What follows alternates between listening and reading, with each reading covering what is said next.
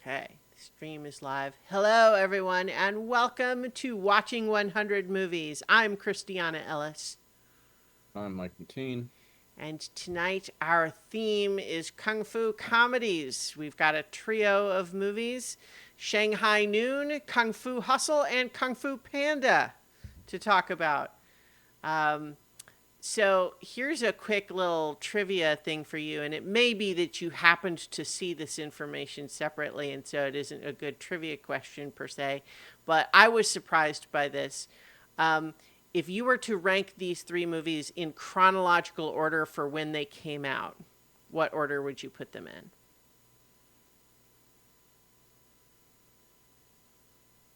I hadn't actually paid attention to that. Well, good. So, That's exactly what I was kind of hoping, so that it would be a good test for you to just guess. um, Shanghai Noon first, then Kung Fu Hustle, then Kung Fu Panda.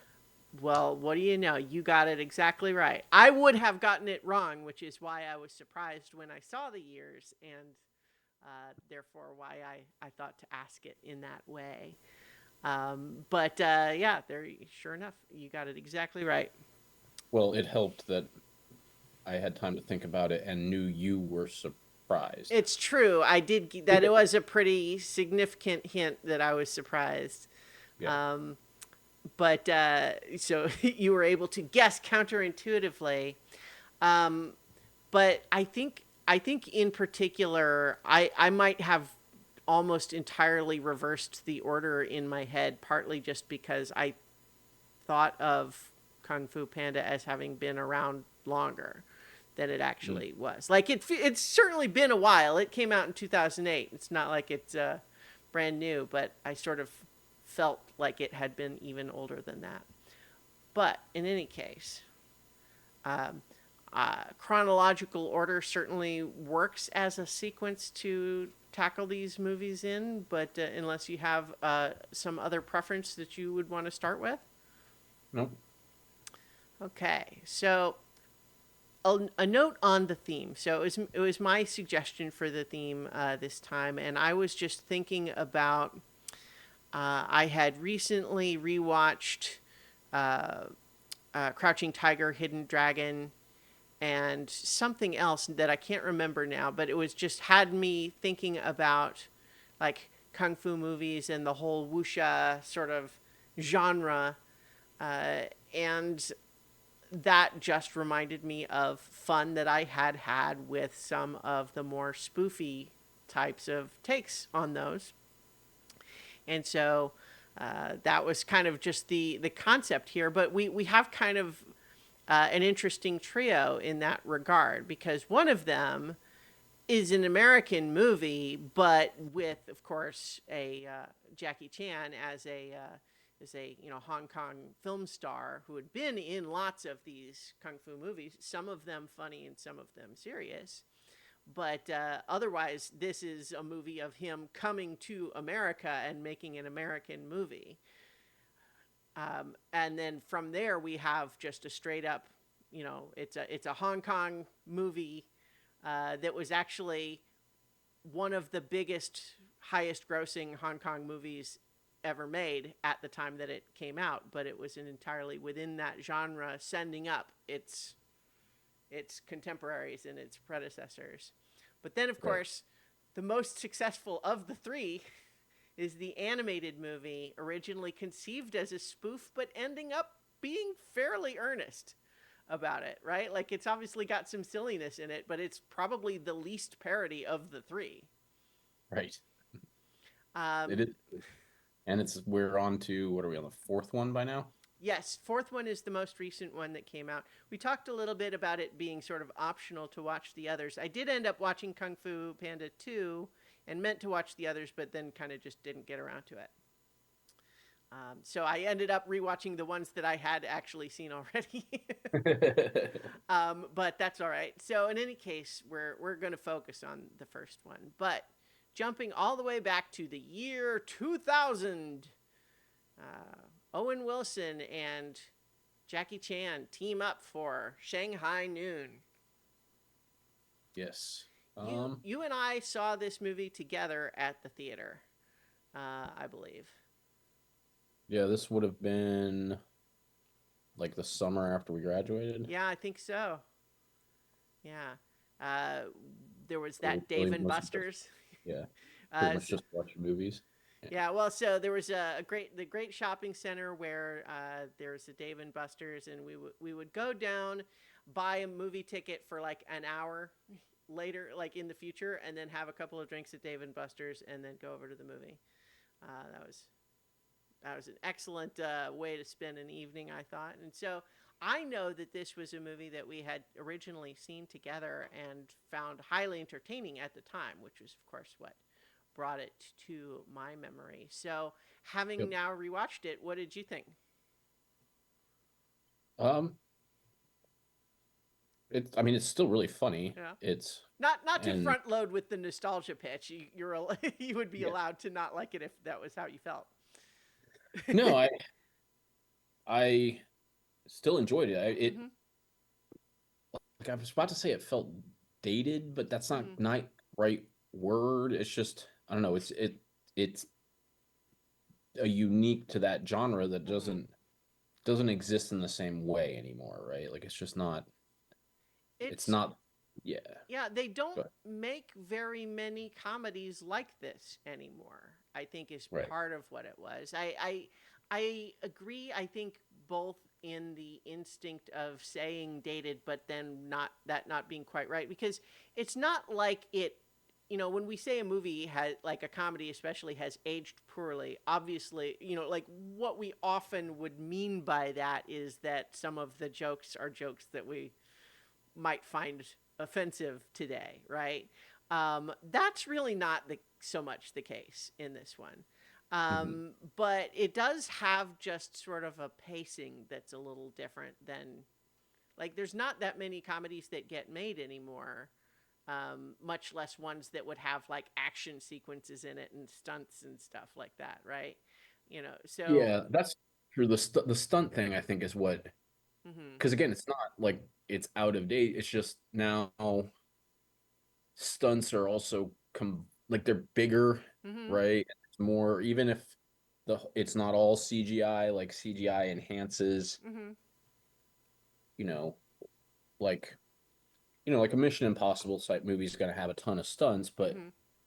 they're all going to be on a grander scale than kind of this movie did. Like these are smaller scale but high in intensity, and Hmm. you just don't.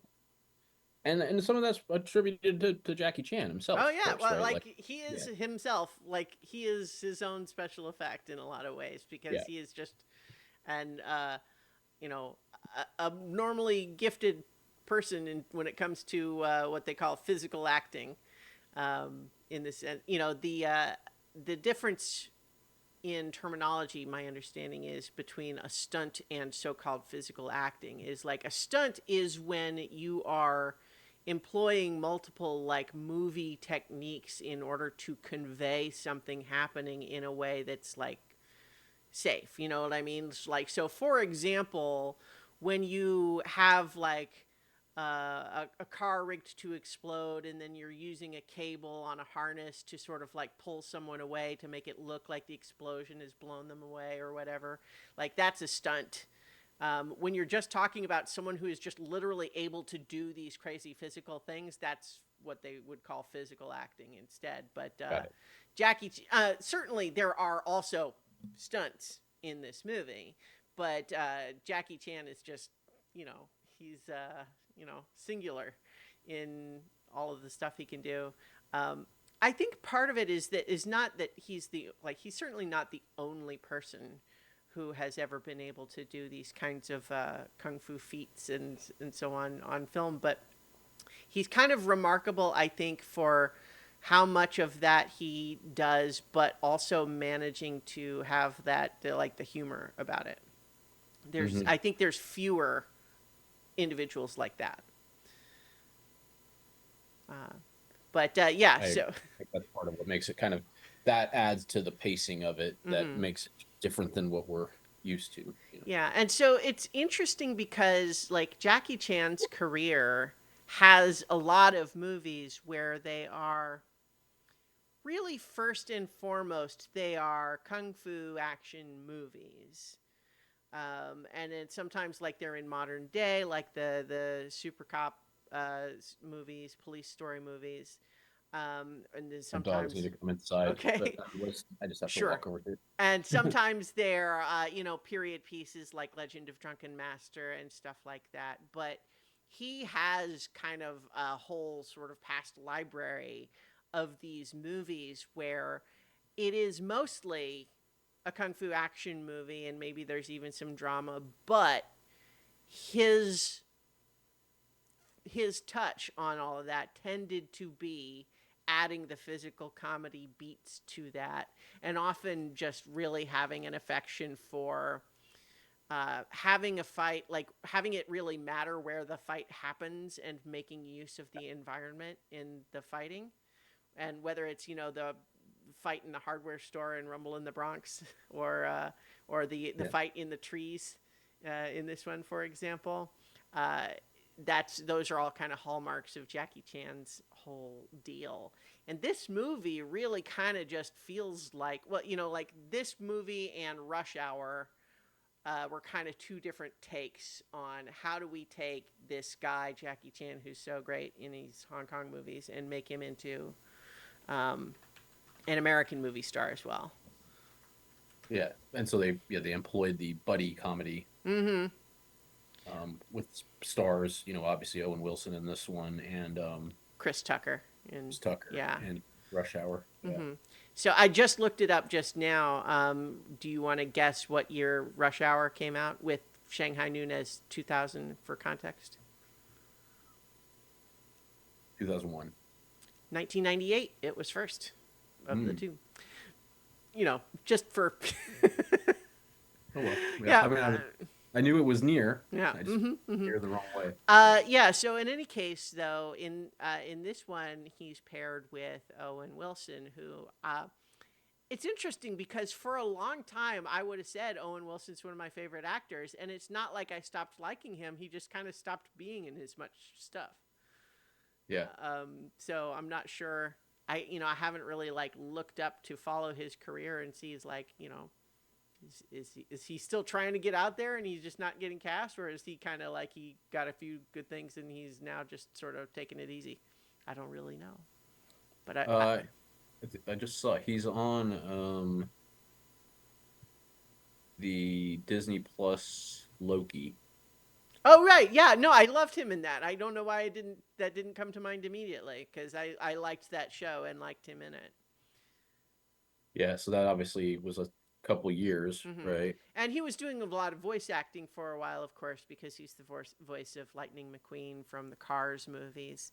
Um, just as another point of trivia, one of my neighbors just down the street from me has a car that is basically all decked out to look like Lightning McQueen.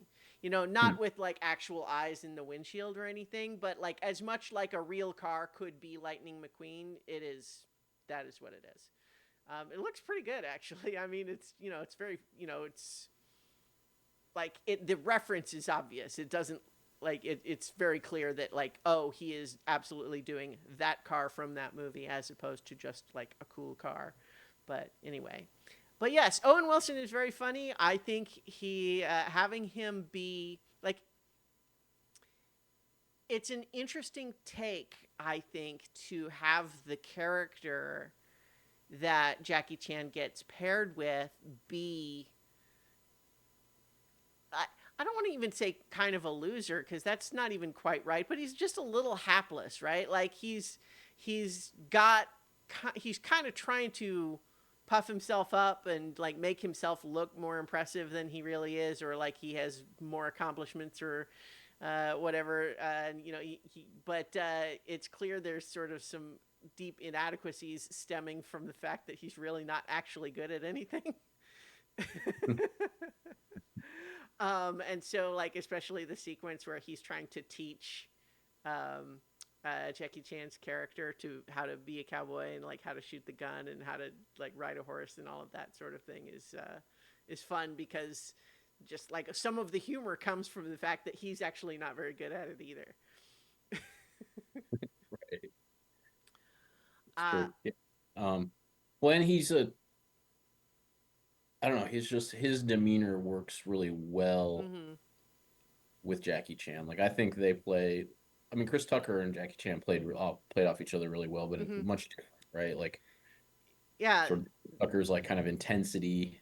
Well, and like Um, motor mouth can't stop talking. He's talking really fast, high energy, sort of right. manic, like energy paired with, Jackie Chan being much more sort of laconic and not talking much, which of course is partly due to like, like he speaks English, but it's not great, right? So he doesn't speak it as much. And so it just like it pairs well the chemistry there. But it is an interesting dynamic instead to have him with Owen Wilson, who does Yeah, not with the talk sarcasm and kind of fast. self. Yeah, Yeah, kind of just sort of, he's doing the Owen Wilson thing, wow. That sort of yeah, whole just like, oh, he's just trying to get along, man. What are we doing here? um, and uh, so I think they have great chemistry together, and I think that it actually works really well with giving their relationship some ebbs and flows as the movie progresses. right, Like having their first meeting be like, even honestly, like, and second and third meetings be kind of antagonistic, right? Because of course they meet first during the train robbery when all so for one joke that we should just say, because I keep just calling him Jackie Chan's character, is that his character is named Chon Wang, which when he says it sounds like John Wayne. John Wayne. And so they make that a joke, and then of course it's got to pay off later with Owen Wilson playing Roy O'Bannon's actual name is Wyatt Earp. But in any case, they have the train robbery, and it goes wrong. And we have Walton Goggins in this movie, which I had forgotten. It's funny how yep, much he's become a much bigger star since this movie, but he's good already, in this one. But if the uncle getting killed, well, I don't necessarily need to just recap the whole plot, but because so they meet in this sort of train sequence where Owen Wilson is impressed with Jackie Chan, and honestly, you could get the feeling like he already sort of wishes is like, I almost wish we were friends already, but I can see how that's not easy to get there from here. yeah, But then, of course, getting betrayed, and but then like the next sequence is Owen Wilson buried up to his head, give him the chopsticks, and then the bar fight, but then of course we have the ups and downs, and uh, there's an interesting sequence here where like they really sort of let the jokes take a back seat for a little while with some actual drama that's it's not the heaviest weightiest stuff, but we have a moment where they're laid up at this whorehouse, and we have Jackie Chan overhear Owen Wilson not correcting one of the like so one of the ladies there is racist basically and saying, I can't believe you're riding with a Chinaman. And what we have is Jackie Chan overhear him not only not correct her, but kind of play into it.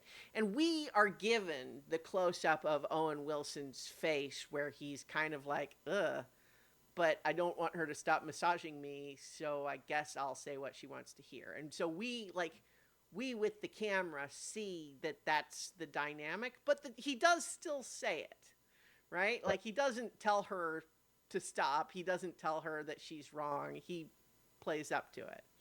But we hear Jackie Chan overhear that, and so there's a whole 15 minutes of the movie there where like there's a real tension between them there, yeah. before it ends up getting Well, positive again. yeah, like even after they kind of escape getting hanged or whatever, doesn't then Jackie Chan goes off on his own, right? Because he's still mad at him.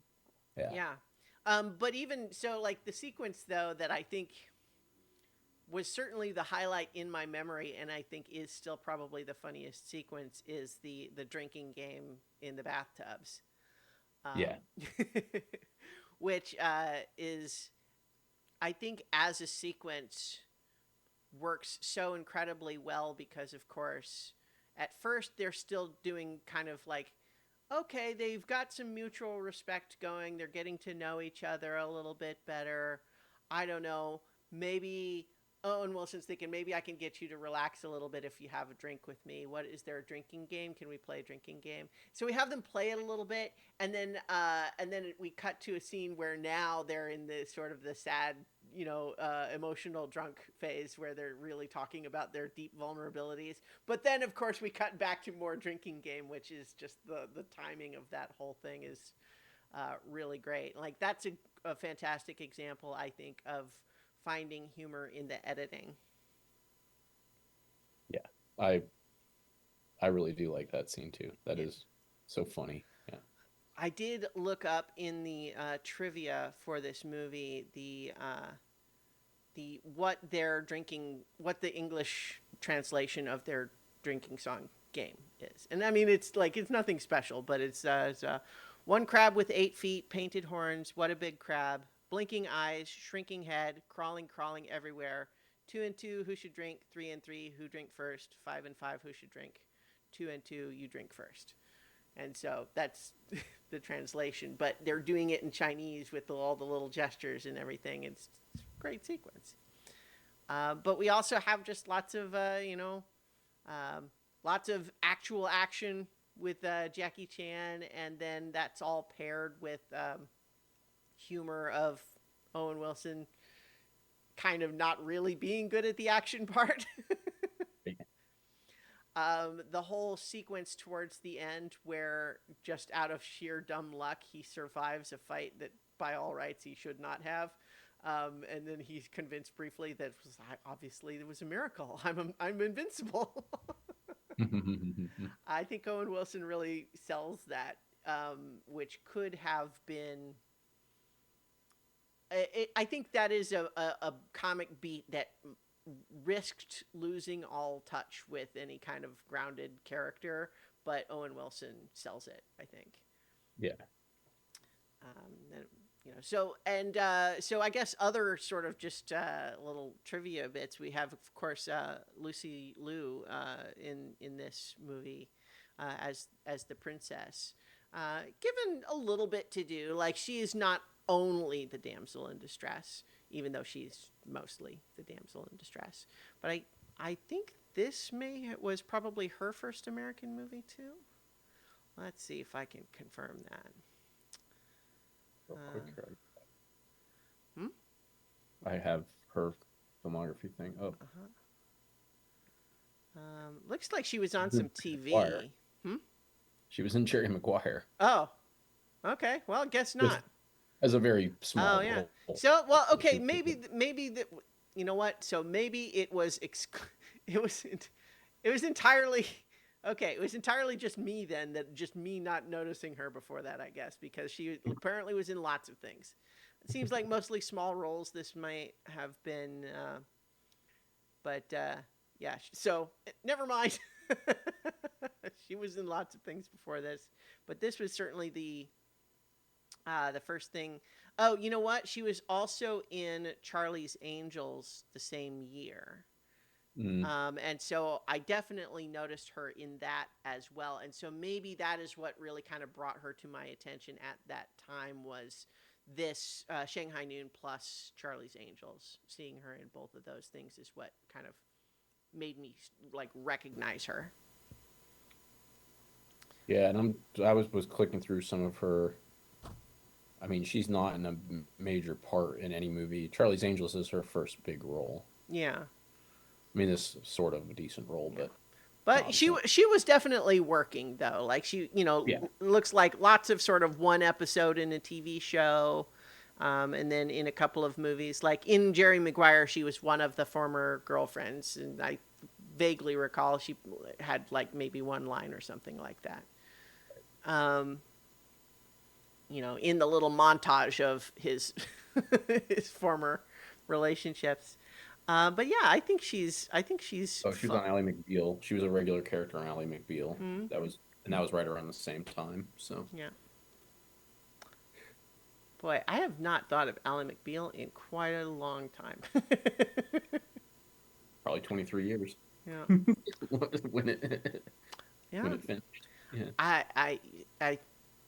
It's weird that I think that still the most enduring sort of legacy of that show is still probably the weird CGI dancing baby.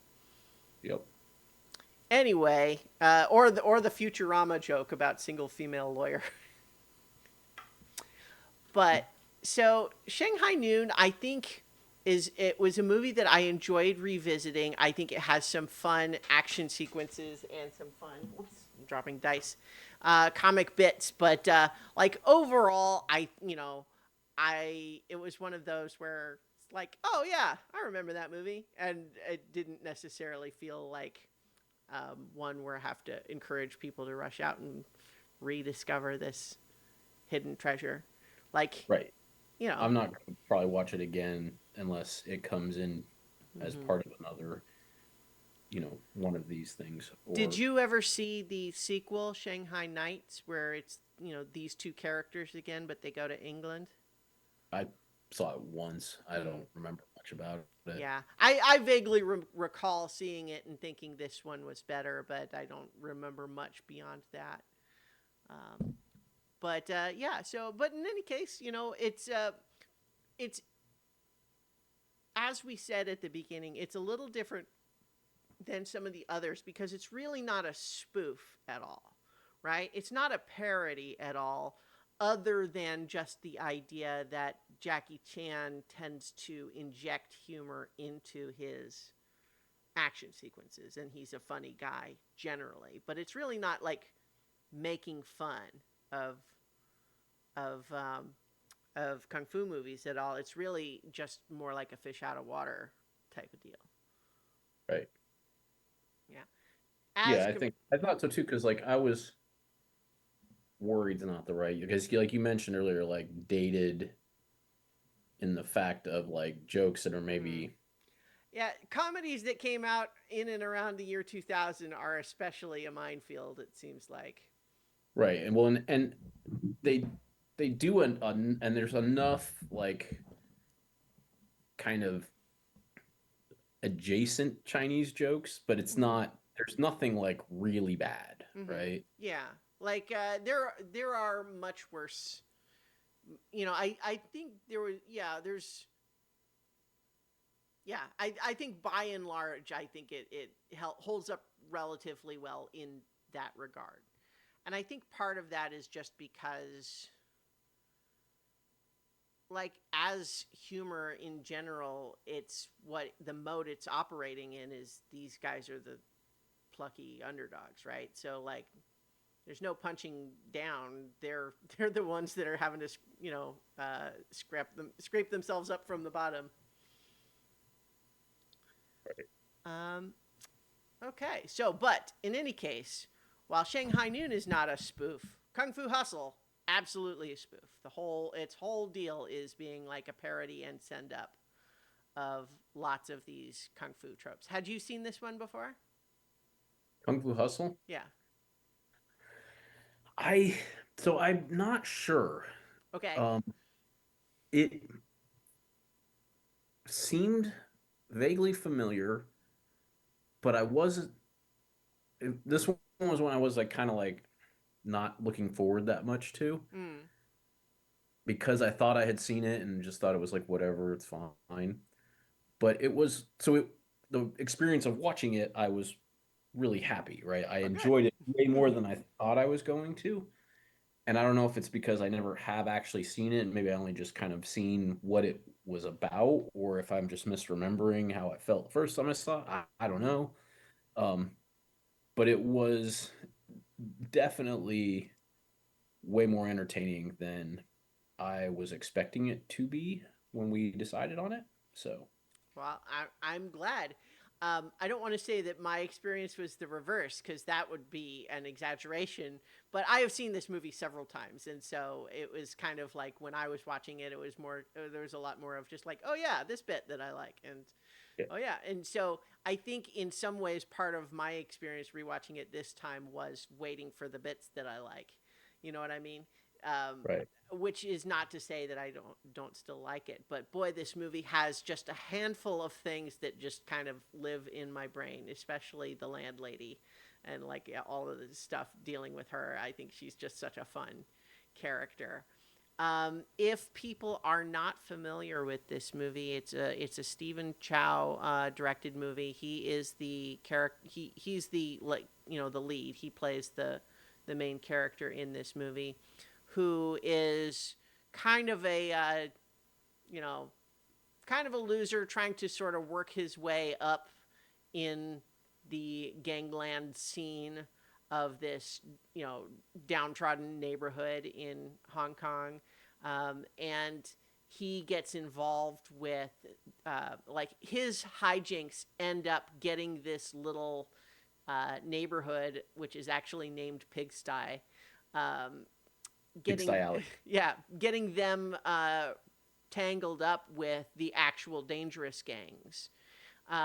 And as things escalate, it becomes apparent in an increasingly exaggerated way that like something like half of the population of this weird little rundown tenement are actually kung fu masters in hiding. Yes. And and that just kind of continues to escalate in an entertaining way.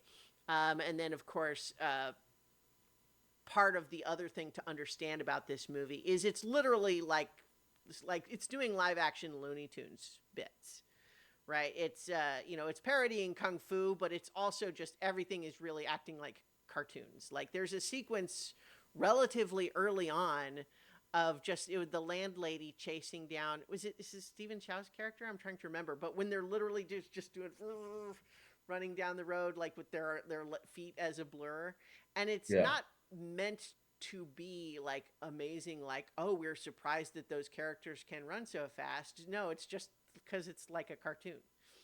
um, but a lot of that stuff, I think that there is a really kind of fun itch scratching energy coming from the the mismatch of seeing actual human beings do those cartoony Cartoon. things, Yeah, cartoon right? stuff. Yeah, because it's like it feels unexpected in ways that provide kind of a little extra boost of laugh, I think.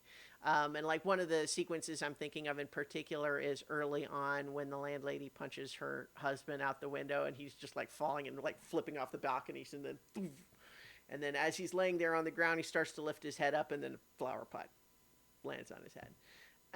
And just something about a bit which could be funny but would feel sort of really ordinary in a cartoon. There's something sort of weirdly transgressive about watching what seems to be an actual human being doing that, even though obviously it's a special effect. Yeah. Um, but yeah, so I think this movie was the second Stephen Chow movie I had seen because he had also made a few years before Shaolin Soccer, which I had seen. He's actually made a number of movies, but Shaolin Soccer is the one that I had seen, which is basically like this, only it's a sports movie. The Right. idea is that it's the sort of sports movie where you've got the down on their luck neighborhood needs to put together a soccer team to save the city center or something. I don't even remember the details. But the point is that it turns out that a whole bunch of Shaolin monks decide to join the team, and they're using all of their kung fu magic stuff to be good at soccer, which is kind of fun. Um, so if people liked Kung Fu Hustle, and you have not seen Shaolin Soccer, I recommend it because I think it's good in much the same vein. But one of the things that I think's interesting about Kung Fu Hustle, in addition to it just being sort of very silly, is that uh, it's I think it's interesting to see a parody of stories that are working with tropes and themes that are different from, like, so-called Western storytelling, right? So like the what the big climax is and how all of that works, is definitely engaging more with the sorts of things that happen in kung fu movies, where you get a lot more like maybe philosophical and about, like, whose teacher was who, and what does that mean to represent a certain school of kung fu, and how does enlightenment figure into it, and all of that sort of thing is stuff that doesn't come up a whole lot in, like, Hollywood action Right. movies. Right. But that stuff's all over kung fu movies, and so this parody is gets that's where it goes towards the end. And what's, I think, interesting that I didn't even realize but intuited watching these three together is that Kung Fu Panda, being made 4 years after this, the filmmakers of Kung Fu Panda absolutely cited Kung Fu Hustle as one of their main influences, which I believe 100% in, now having watched the two back to back this way. Yeah. Like you can definitely tell. And it, even if it's citing tropes that aren't we're not used to, like it does such a good job, right? Like that Mm-hmm. climax is pretty awesome. Like, when I mean, the Beast is funny in Mm-hmm. general. Mm-hmm. When we find out that the landlady and the landlord are like also a famous, like, pair Mm-hmm. of, you know, kung fu. I can't remember what they call themselves, but they're like Oh no, yeah, like she was like the little dragon maiden, and he was, yeah, something else. yeah. I had this up earlier. I'll find it. Well, I think they are even something together too. Like they're known as like this duo, Mm-hmm. right? Mm-hmm. Not just that they're each individually one, and they all like work better together or whatever. Like that's also a very, Yeah. a kung fu thing, right? Mm-hmm. Like, um, and then of course that Stephen Chow is actually a natural born kung fu genius. Mm-hmm. Yeah. He just needs to be enlightened, like you said, and Well, then and it's a whole bit too where we see that as a kid, we yeah, see a scene where it seems like he's gotten clearly scammed by being tricked into paying way too much money for a bogus kung fu manual, right? And then there's sort of a realization is like only a real natural born kung fu genius could actually get anything out of something like this.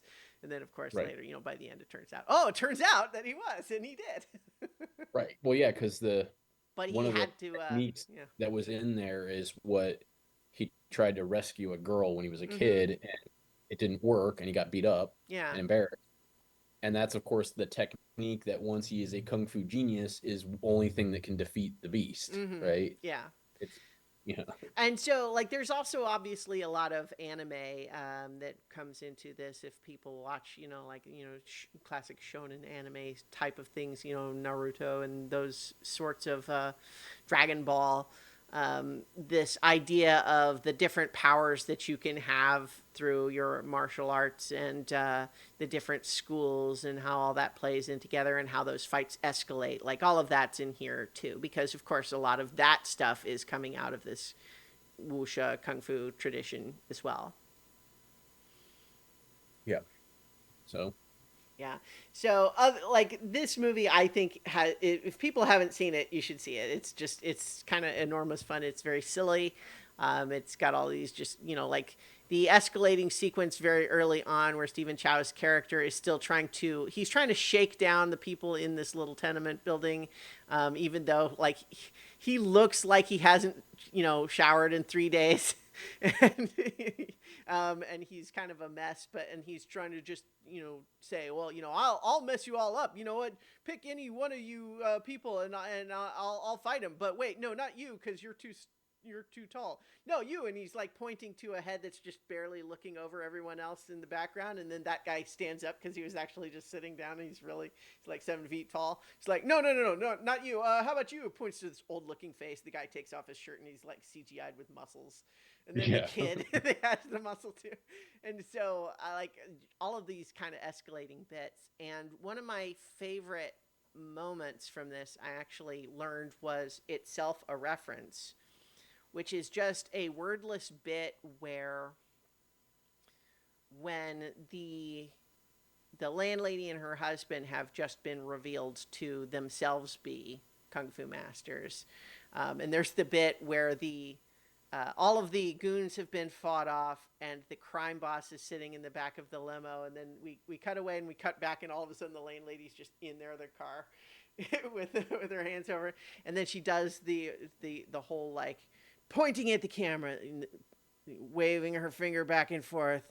And that whole bit apparently is basically she's cribbed most of that with only small variations from a bit that Bruce Lee does in Way of the Dragon. Which it occurs to me I should actually watch because I like these movies broadly, and that's like a notable one that I have not seen.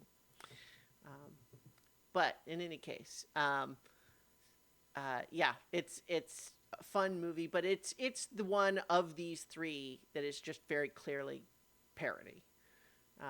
And it takes some elements reasonably seriously, towards the end, only just kind of in the sense of saying, even in this extremely silly world, we kind of care about the characters somewhat.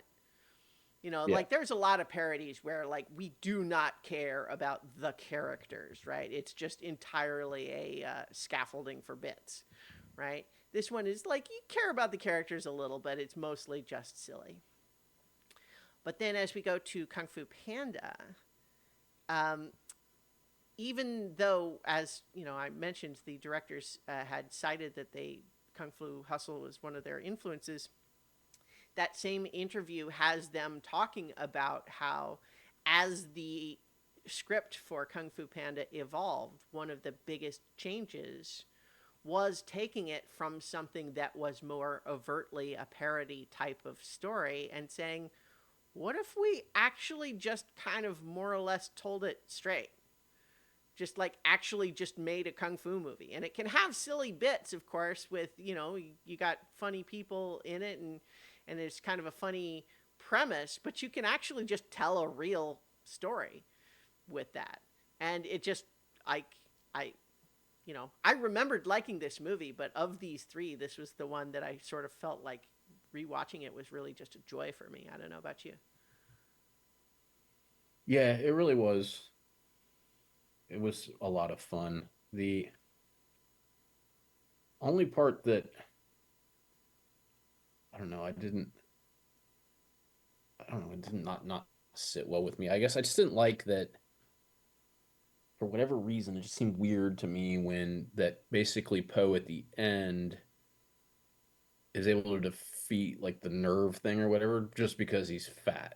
Like I don't know, that just like that was weird. And I know he's a Mm-hmm. panda. Like I get it. Yeah. But that just didn't sit right. Like as a like I know it's not supposed to be a message for kids. Like it's Mm-hmm. not like I think I was just taking it like too seriously. Like I don't know, it was just like a weird feeling of like Yeah. that's how he gets out at the end is because he's too fat. Like I I don't think know. there. So I definitely hear what you're saying. For me, it didn't read quite that way, because Yeah. I first like for I think it felt to me like it was not so much that like not anyone who was as big as he is would have been in the same spot, right? Because he's trained and he was the Dragon Warrior also, right? Right. It was just that it was a reveal that something that had been presented as purely liability and why people didn't believe that he could be a great warrior actually could have some advantages. That's a good way to put it. Because that's the thing is like it wasn't like it didn't upset me at all, right? Mm-hmm. Like it just left a weird. So it's like good to kind of have you talk through like the other way to read it because Mm-hmm. it was just like this odd thing at the end where I was like, I don't really like that. But other than that, like the part where he's like confusing him because like he's just like doing so many random things, like Mm-hmm. that part of him being like of it being of you being able to be yourself and be successful, like I loved that part, Mm-hmm. right? And so I think that's where this comes like right after that, right? Like where he's winning because he's the Dragon Master, but he's kind of erratic Mm-hmm. too, right? Yeah, Because it's there's not definitely some uh, drunken warrior influence in some of Yeah. those sequences. And just like, have you seen any of those movies, The Legend of the Drunken Warrior? It's been a long time. I've definitely seen one of them. If there was Mm. more than one, I didn't realize. Yeah, but like that's the whole idea of like the idea of drunken boxing as a martial arts style is the like erratic, unpredictable Right. movement is part of it, right? But one of the moments just tying into that whole concept, not the drunken warrior, but the learning to be himself part of it that kind of just gave me goosebumps in this was the bit where Sifu, or Shifu, I guess how they're saying it's interesting that his name is Shifu and that like that word is actually like the word for your like kung fu master, your teacher. Mm. But in any case, so Master Shifu is kind of master is the but in any case, that character, voiced by Dustin Hoffman, had spent most of the first half of the movie really like angry and kind of disgusted by Poe. Because he felt like clearly this is a mistake. This is actually a very dangerous situation. And what are we doing wasting our time on this guy who's is like he thinks he can do kung fu and he's wasting all of our time when we need to be getting ready for this guy who's coming. But when we see him start to realize that the fault has not been in Poe but in himself not being able to recognize how to get the results out of Poe. Like, so for him realizing, wait, the reason you're failing is not because of you, it's because I've not been teaching you properly. I need to teach you in a way that will work with who you are. And just that whole bit. And, the whole training with food element of that is not necessarily the part of that that's the great part, as much as the recognition of here's how to actually get the best out of this character, and it sometimes requires him to change too, and not just to expect someone else to do it his way. Yeah. Uh, and Yeah, I think that kind of like yeah led to it too. Like the whole like I wasn't the training with food part. I think was fine, mm-hmm. right? And I think that's kind of what got me at the end was like there's like too many. It's like one too many jokes about like it's okay to just be hungry and fat if that's like who you are, right? Like, and I know that's not what it was trying to do. It's just like that sort of how it. Well, I mean, I think that there's an element of that I think is reasonable and a good lesson in the sense that not to say that like because the thing is I don't think anyone is saying that at the end of this that Poe is like unhealthy, right? Like That's true. he's a Yeah, big guy, but that doesn't mean he's not fit, right? Like he's strong and like healthy, and I think there's a recognition that not all healthy bodies look the same. that's a good way. That's also another good way to kind of put it, right? Is that yeah.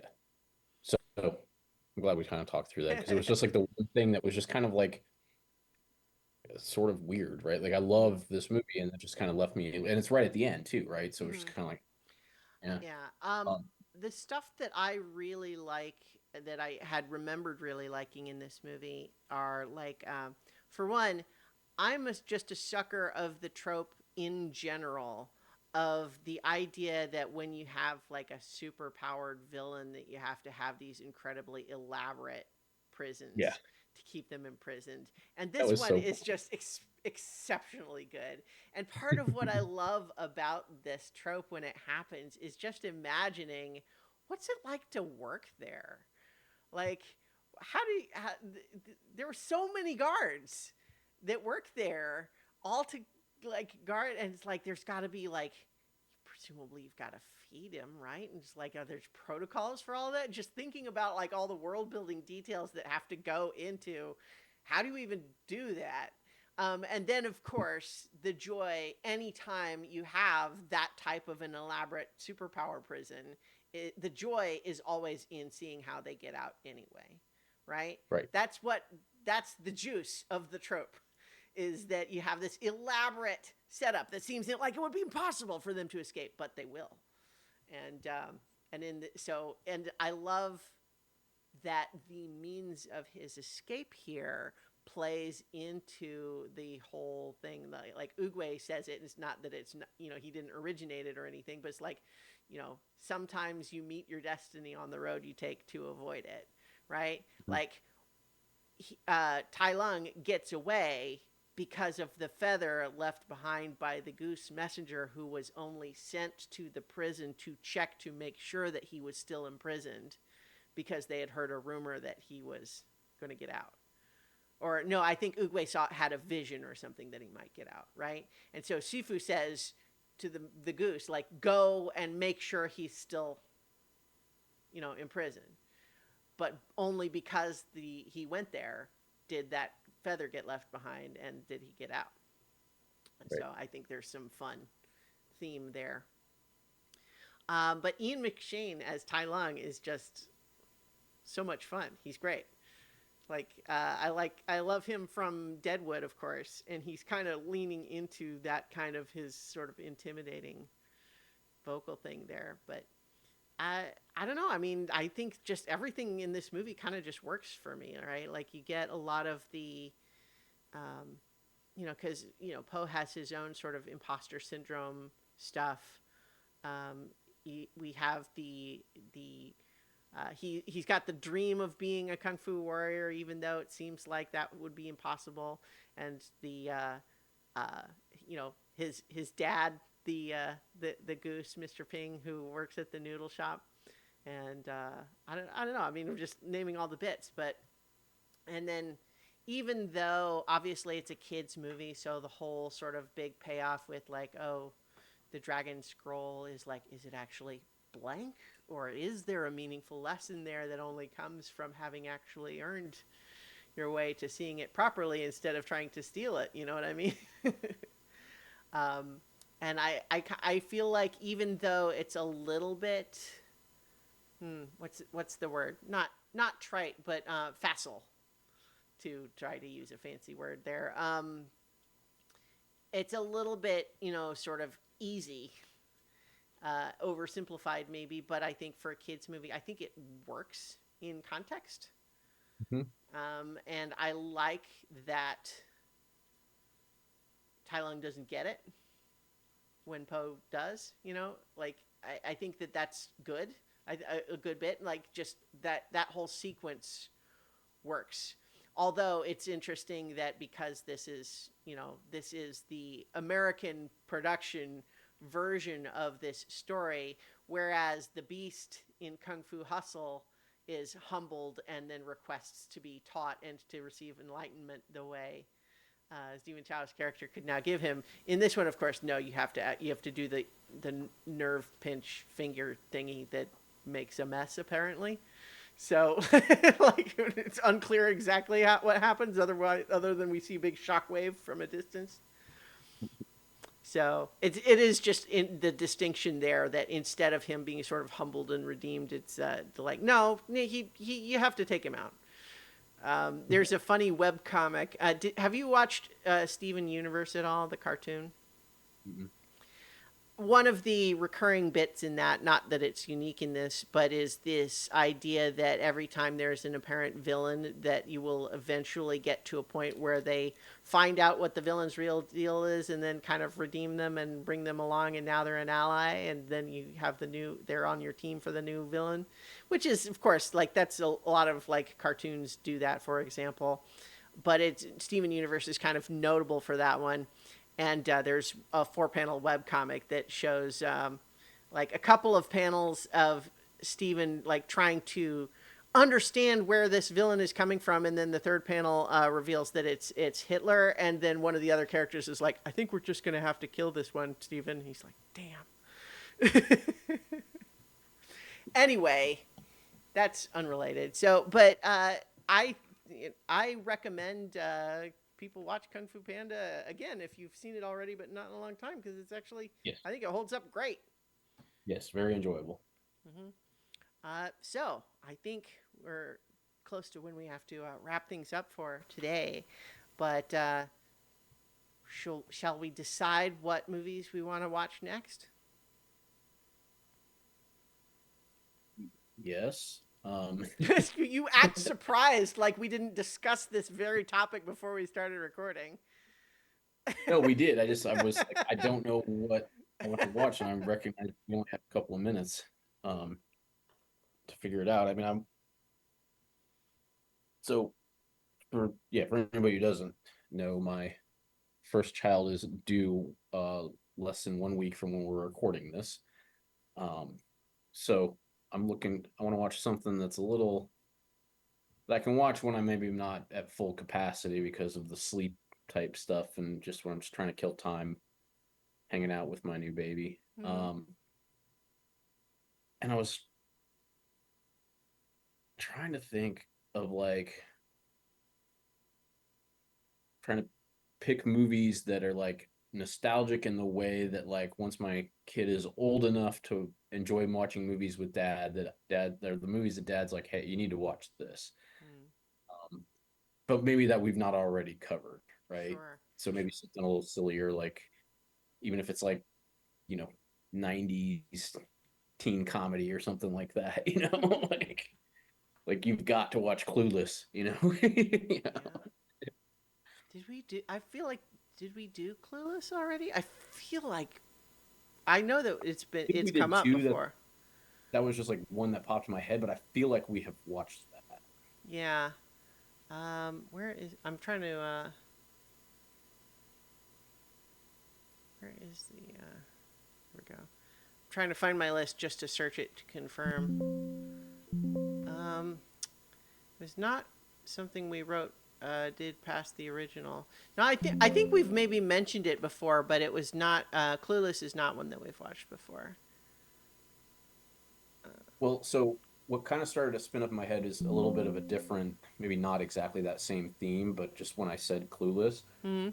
it's, you know the movie Not Another Teen Movie, right? The Yeah. comedy. Hmm. Almost picking a couple of the movies that movie makes fun of. Like She's All And That and yeah, she's all that. 10 Things I Hate About You. Yeah, maybe a couple of those that we want to watch again, and then Hmm. watch that just as a funny like roast Sure. of. So I'm open to that. The one other idea that I had, partly because I think I feel like you had pitched this at some point earlier, but because later this summer, the third one is coming out, we could watch 28 Days Later and 28 Weeks Later, I had pitched that. Yeah, with 28 Years Later is coming in June. yeah. So Let's do that, you want and to do then let's that one? hold. Okay. Yeah, we can hold that for maybe the next time, or for a future one. All That it's right. a good backup to have the teen movie one. Fast Zombies, everybody. Fast Um, zombie. it's time. We because I think when we did because we did Night of the Living Dead. Yeah. All right. So in any case, yes, the next movies we're gonna watch in preparation for the third one. We're gonna watch 28 Days Later and 28 Weeks Later. Danny Boyle directing both. So uh, that's where we'll leave it for this time. Thank you everybody for listening and or watching, and watch good movies. Good movies. My dog actually caught a fly. That doesn't Oh, usually. he's learned the secret of dog foo. Yeah, he pinned it to the door. That's how he got it. Like he jumped up and his nose caught it on the door, and then he snatched it. It's like the bit in Karate Kid where Miyagi is trying to catch the flies with chopsticks, and then Daniel just does it, and he's beginner's luck.